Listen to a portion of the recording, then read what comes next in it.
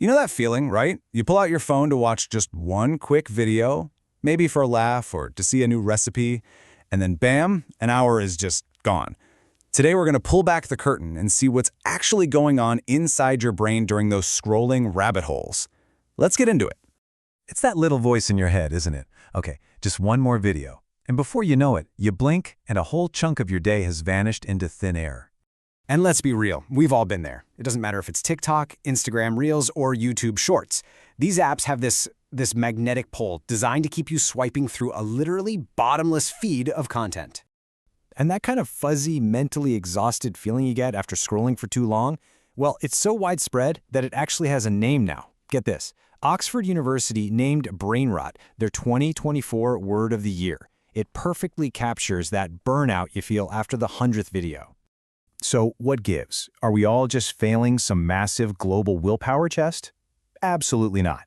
The truth is, it's so hard to look away because these platforms are brilliantly, meticulously engineered to keep you glued. This isn't about you, it's a battle between your brain and some very, very smart code. So, to really get what's going on, let's start with the app itself, what I'm calling the external machine. What are the tricks and design choices that make these things so ridiculously addictive? Well, developers have a whole toolkit of features designed to keep you watching. Things like infinite scroll and autoplay are genius because they get rid of any natural stopping point. There's no end of the page to make you pause and think, maybe I should do something else.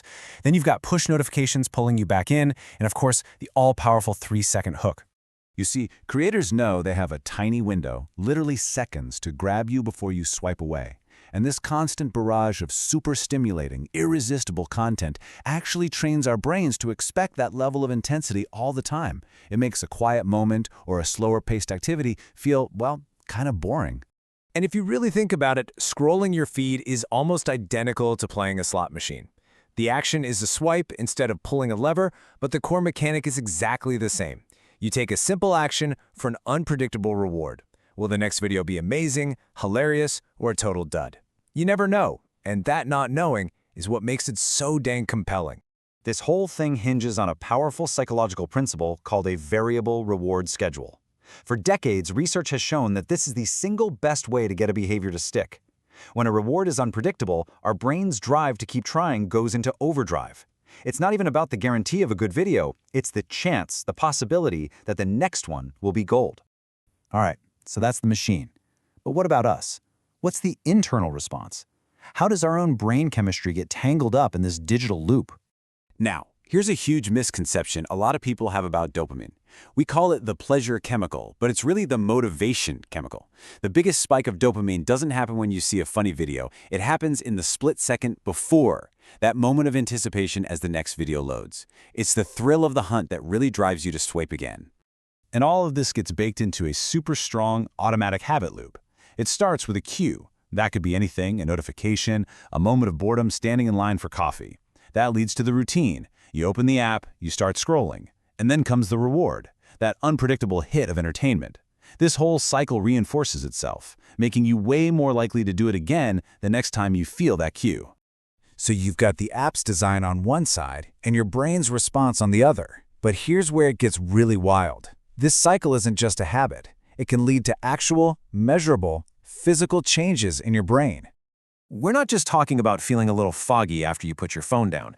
A growing wave of research, using tools like MRI scans, is showing that heavy, compulsive use is linked to real-life alterations in the brain's structure and function.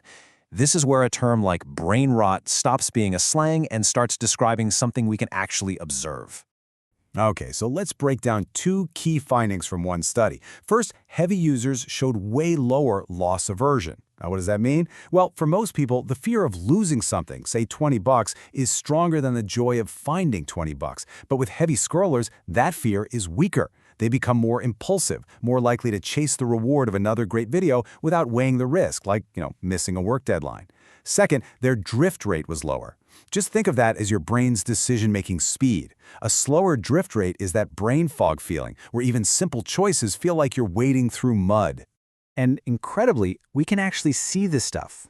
Structural MRI scans give us a snapshot of the brain's physical layout. And in people who show addictive symptoms related to scrolling, scientists are finding real physical differences in the gray matter. the brain's processing centers, in some really important areas.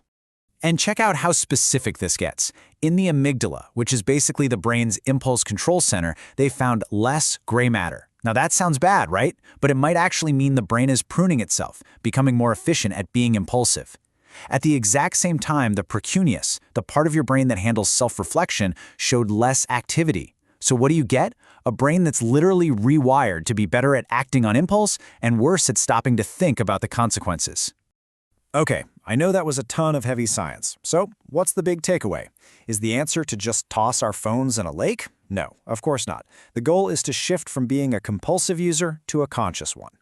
And this quote really hits the nail on the head. We've been taught to think of boredom as a problem, something to be instantly cured with a quick scroll. But it turns out, those moments of meaningless time, when you're not getting any stimulation, are actually incredibly good for you. You see, boredom isn't the enemy. It's an opportunity. It's the space your brain needs to reset, to let your mind wander, to connect old ideas in new ways, and to actually be creative. Some of our best thinking happens when we're doing, well, nothing at all. So how do we get that back? It starts with something really simple. Just a little pause. Before you unlock your phone, just ask yourself, why am I doing this right now? Are you really looking for something specific? Or are you just running away from a moment of stillness? Try to intentionally schedule little pockets of boredom in your day. Take a walk without headphones. Stare out the window. It feels weird at first, for sure, but it's like exercising a muscle that you haven't used in a while. At the end of the day, knowledge really is power. You now understand how these platforms are designed and exactly how they tap into your brain's fundamental wiring. The goal isn't to be a passive victim of the algorithm, but an active, informed user. So the final question really is for you. Now that you know how the machine works, how are you going to choose to use it?